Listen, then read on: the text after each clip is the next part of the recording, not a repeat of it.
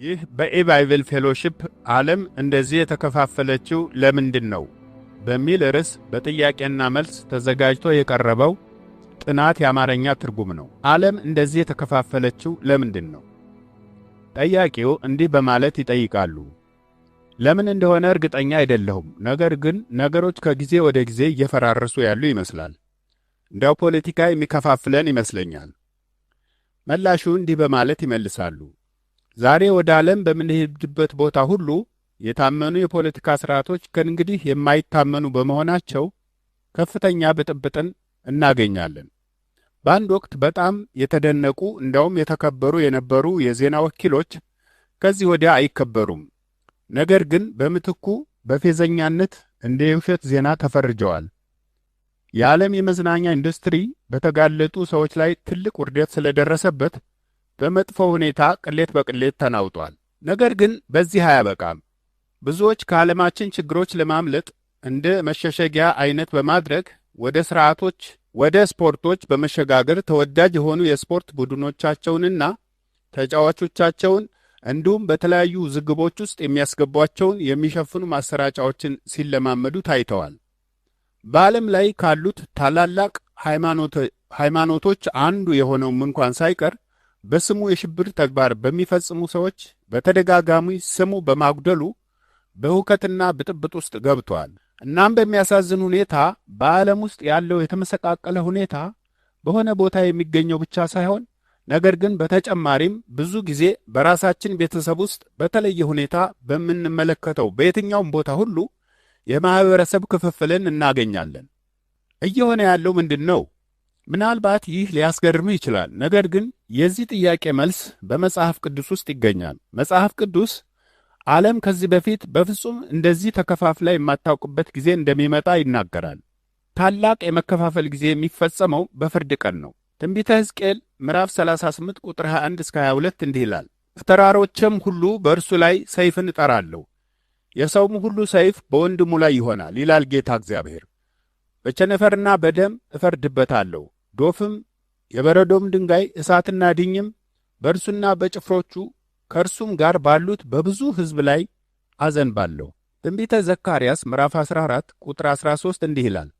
በዚያም ቀን ከእግዚአብሔር ዘንድ ታላቅ ሽብር በእነርሱ ላይ ይሆናል፣ እያንዳንዱም ባልንጀራውን እጅ ይይዛል፣ እጁም በባልንጀራው ላይ ይነሳል። ጠያቂው እንዲህ በማለት ይቀጥላሉ። የፍርድ ቀን ተቃርቧል እያሉ ነው? መላሹም እንዲህ ይላሉ። አይደለም፣ በእውነቱ መጽሐፍ ቅዱስ የፍርድ ቀን የመምጣቱን እውነታ ገልጸዋል።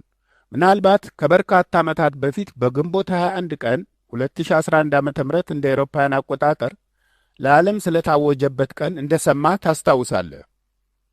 መጽሐፍ ቅዱስ አዋጁ ትክክል እንደነበር አጥብቆ ይናገራል። ይህም ማለት እግዚአብሔር ከዚያ ቀን ጀምሮ እስካሁን ድረስ በዓለም ላይ ሲፈርድ ቆይቷል ማለት ነው።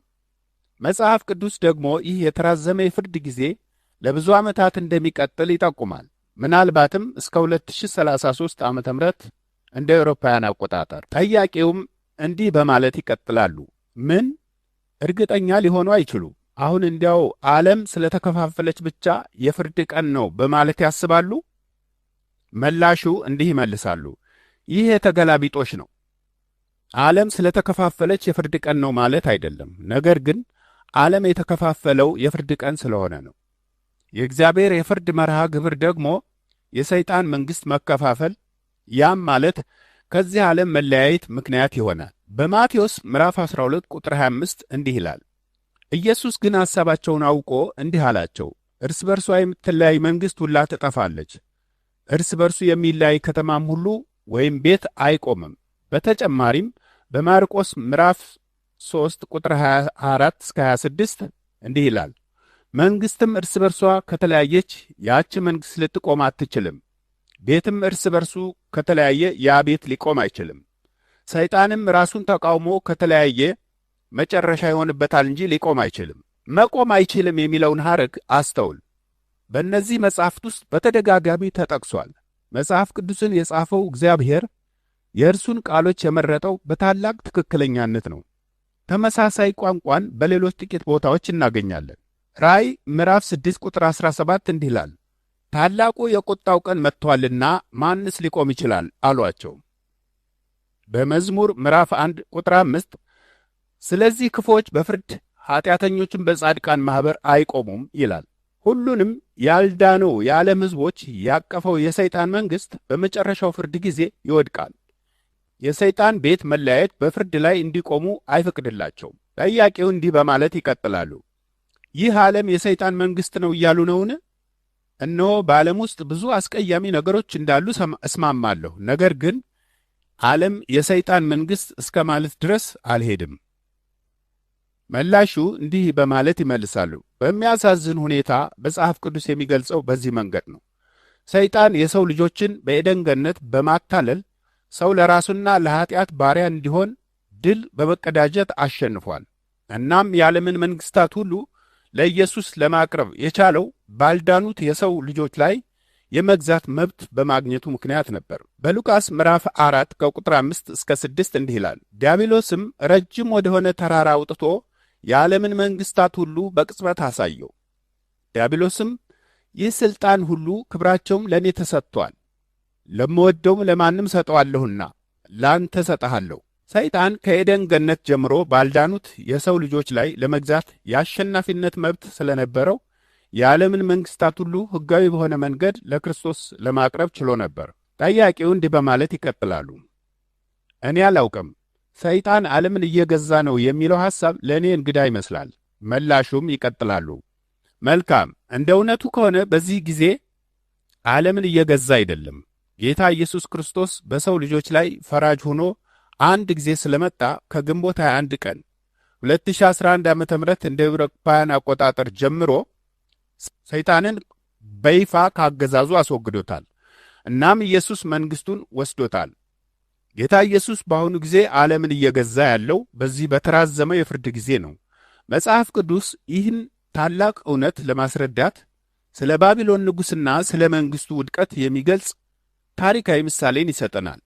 በመጀመሪያ የባቢሎን ንጉሥ የዲያብሎስ ምሳሌ ወይም ወኪል ሆኖ እናገኘዋለን።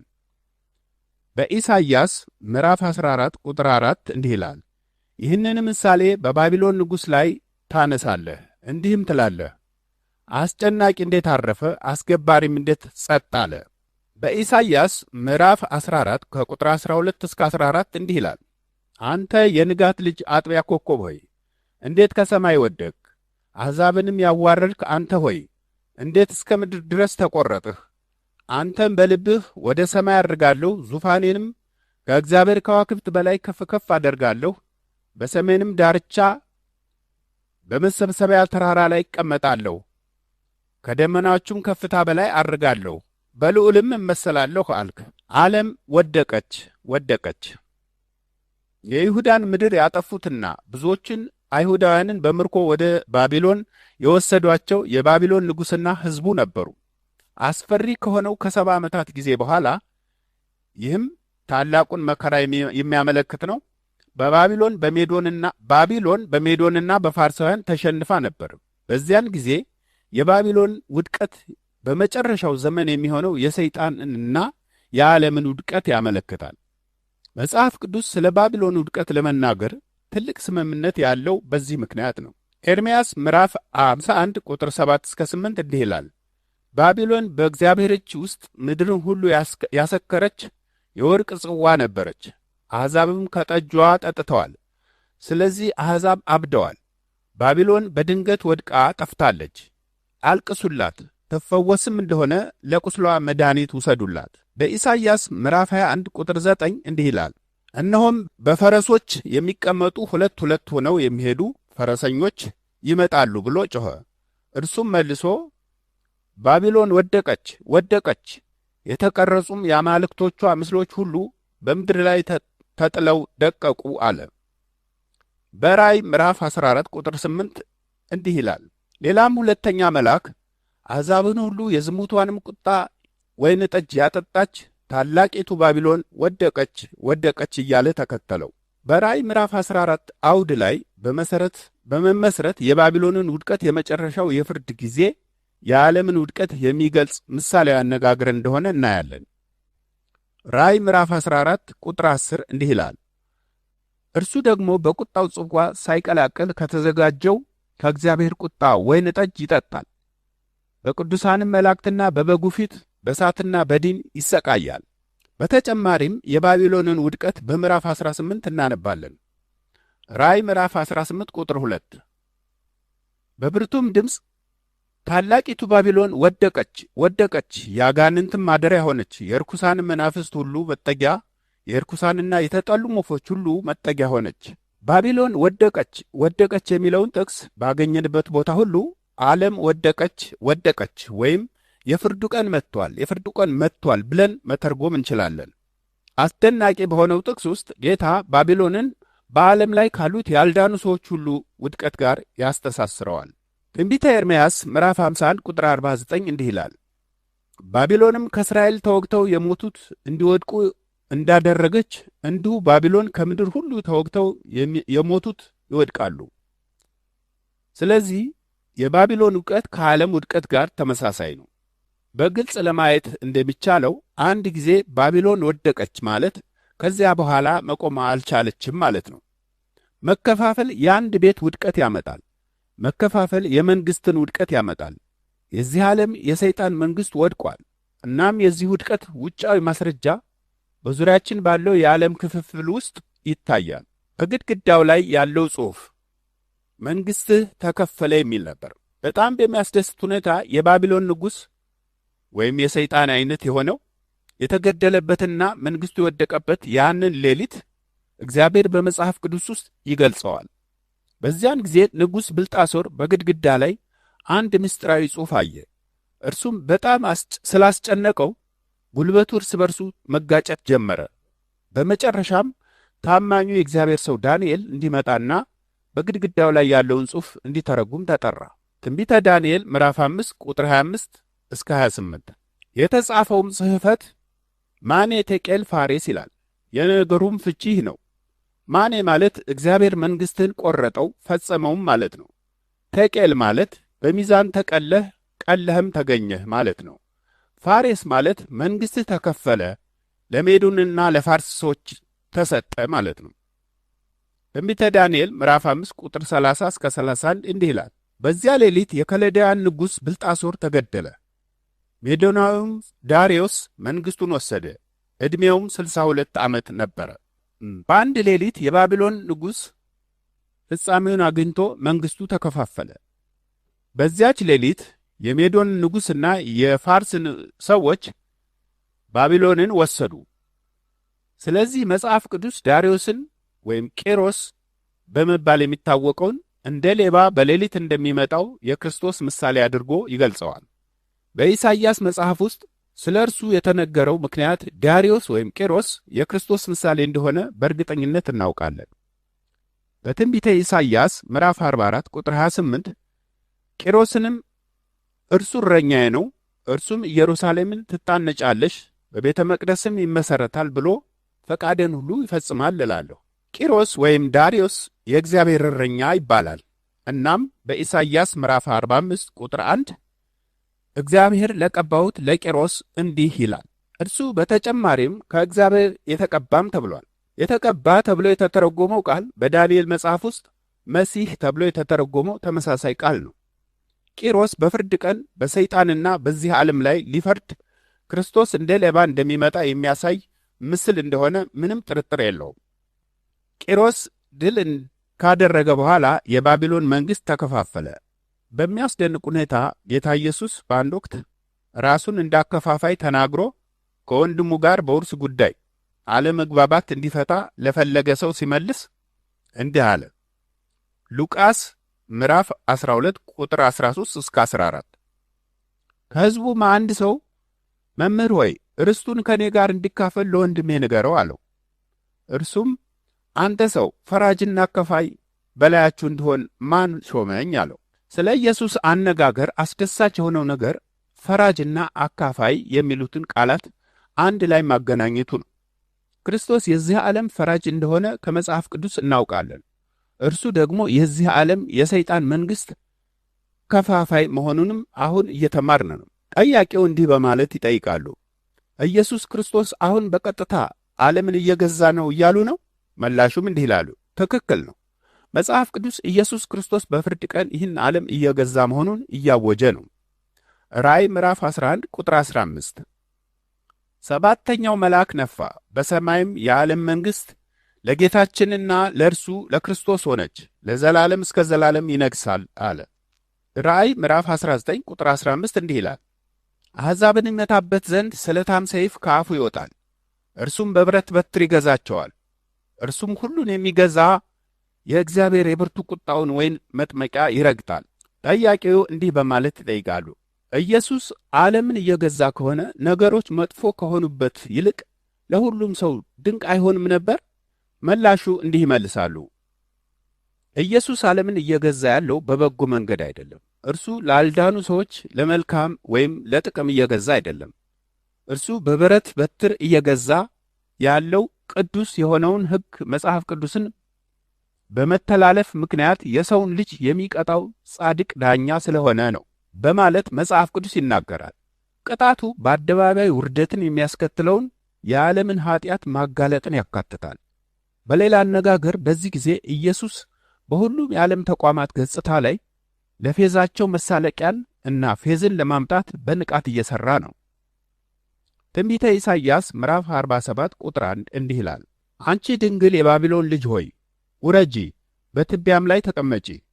የከለዳውያን ሴት ልጅ ሆይ ከዚህ በኋላ ቅልጣናምና ቅምጥል አትባይምና ያለ ዙፋን በመሬት ላይ ተቀመጪ ይላል። ትንቢተ ኢሳይያስ ምዕራፍ 47 ቁጥር 3 እንዲህ ይላል፣ ኀፍረተ ሥጋሽ ይገለጣልና አፍረትሽም ይታያል። እኔ በቀላለሁ፣ ለማንም አልራራም። ሰው በእግዚአብሔርና በቃሉ እንደተሳለቀ ጌታም በመጨረሻው በፍጻሜው ገበታውን እየገለበጠ በሰው ላይ ይሳለቅበታል። ምሳሌ ምዕራፍ 1 ቁጥር 25-26 ምክሬን ሁሉ ግን ቸል ስላላችሁ ዘለፋዬንም ስላልፈቀዳችሁ እኔም ስለዚህ በጥፋታችሁ ስቃለሁ። ጥፋታችሁም በመጣ ጊዜ አላግጥባችኋለሁ። ጠያቂው እንዲህ በማለት ይቀጥላሉ፣ እርስዎ ኢየሱስን ጨካኝና ተበቃይ እንዲመስል አድርገውታል። እርሱ ግን ደግና ገር መሆን ያለበት መስሎኝ ነበር። መላሹ እንዲህ ይመልሳሉ፣ እርሱ ደግና ገር ነው። ነገር ግን እርሱ ደግሞ የሰው ልጆች ፍትሐዊ ፈራጅም ነው። እንደ ዳኛም ሕጉን የሚተላለፉና የተመረጡትን ሕዝቡን ደም ባፈሰሱት ላይ የጽድቅ በቀልን ይበቀላቸዋል። የዮሐንስ ወንጌል ምዕራፍ 5 ቁጥር 27 እንዲህ ይላል፣ የሰው ልጅም ስለሆነ ይፈርድ ዘንድ ሥልጣን ሰጠው። ሮሜ ምዕራፍ 12 ቁጥር 19 ተወዳጆች ሆይ ራሳችሁ አትበቀሉ፣ ለቁጣው ፈንታ ስጡ እንጂ በቀል የኔ ነው፣ እኔ ብድራቱን እመልሳለሁ ይላል ጌታ ተብሎ ተጽፏልና። በሁለተኛ ተሰሎንቄ ምዕራፍ 1 ቁጥር 7-8 እንዲህ ይላል፣ ጌታ ኢየሱስ ከሥልጣኑ መላእክት ጋር ከሰማይ በእሳት ነበልባል ሲገለጥ መከራ ለሚያሳያችሁ መከራንም ለምትቀበሉ ከእኛ ጋር ዕረፍትን ብድራት አድርጎ እንዲመልስ በእግዚአብሔር ፊት እርግጥ ጽድቅ ነውና እግዚአብሔርን የማያውቁትን ለጌታችንም ለኢየሱስ ክርስቶስ ወንጌል የማይታዘዙትን ይበቀላል። ጠያቂው እንዲህ ይቀጥላሉ፣ ይህ ሁሉ መጥፎ ይመስላል፣ መልካም ዜና የለም? መላሹ እንዲህ ይላሉ፣ ከግንቦት 21 ቀን 2011 ዓ.ም እንደ አውሮፓውያን አቆጣጠር በፊት ለነበሩት እግዚአብሔር ላዳናቸው መልካም ዜና አለ። እነዚያ ሰዎች የዳኑት መጽሐፍ ቅዱስን በመስማት ነው። እናም በምድር ላይ የቀሩት በዚህ አስከፊ የዓለም ፍርድ ጊዜ ውስጥ ለማለፍ ነው። እነዚህ ወይም የተመረጡት ሰዎች በክርስቶስ የፍርድ ወንበር ፊት ለመታየት በምድር ላይ ቀርተዋል። ሁለተኛ ቆሮንቶስ ምዕራፍ 5 ቁጥር 10 እንዲህ ይላል፣ ሁላችን በክርስቶስ ፍርድ ወንበር ፊት ልንገለጥ ይገባናልና። ክርስቶስ ያዳናቸው በእነርሱ ውስጥ ምንም አይነት ኃጢአት የለባቸውም። እናም ስለዚህ እስከ መጨረሻው ድረስ ይጸናሉ። በማቴዎስ ምዕራፍ 24 ቁጥር 13 እንዲህ ይላል፣ እስከ መጨረሻ የሚጸና ግን እርሱ ይድናል።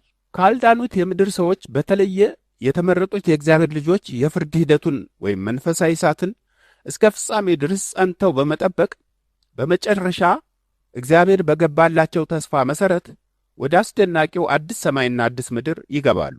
ትንቢተ ዘካርያስ ምዕራፍ 13 ቁጥር 8-9 እንዲህ ይላል፣ በምድርም ሁሉ ላይ 2 ክፍል ተቆርጠው ይሞታሉ ይላል እግዚአብሔር። 3ኛው ክፍል በእርሷ ውስጥ ይቀራል። 3ኛውም ክፍል ወደ እሳት አገባለሁ፣ ብርንም እንደሚያነጥር አነጥራቸዋለሁ፣ ወርቅም እንደሚፈትን ፈትናቸዋለሁ። እነርሱም ስሜን ይጠራሉ፣ እኔም እሰማቸዋለሁ። እኔም ይህ ሕዝቤ ነው እላለሁ፣ እነርሱም እግዚአብሔር አምላኬ ነው ይላል። በዚያ ውስጥ ማለፍ የሚያስደስት ነገር አይደለም። ነገር ግን በመጨረሻው በእግዚአብሔር የተመረጡ ሰዎች ወደ ዘላለማዊና ወደ ጌታቸው ደስታ ስለሚገቡ በእርግጠኝነት በደንብ የሚገባ ወይም የሚጠቅም ነው። ማቴዎስ ምዕራፍ 25 ቁጥር 23 ጌታውም መልካም አንተ በጎ ታማኝ ባሪያ፣ በጥቂቱ ታምነሃልና በብዙ ሾመሃለሁ፣ ወደ ጌታህ ደስታ ግባ አለው። ለበለጠ መረጃ ቀጥሎ ያለውን ይጎብኙ። www.ebibleFellowship.org የፌስቡክ ገጻችንና በዩቲዩብ ገጻችን። ለማንኛውም ጥያቄ ካላችሁ በሚቀጥለው አድራሻ አግኙን።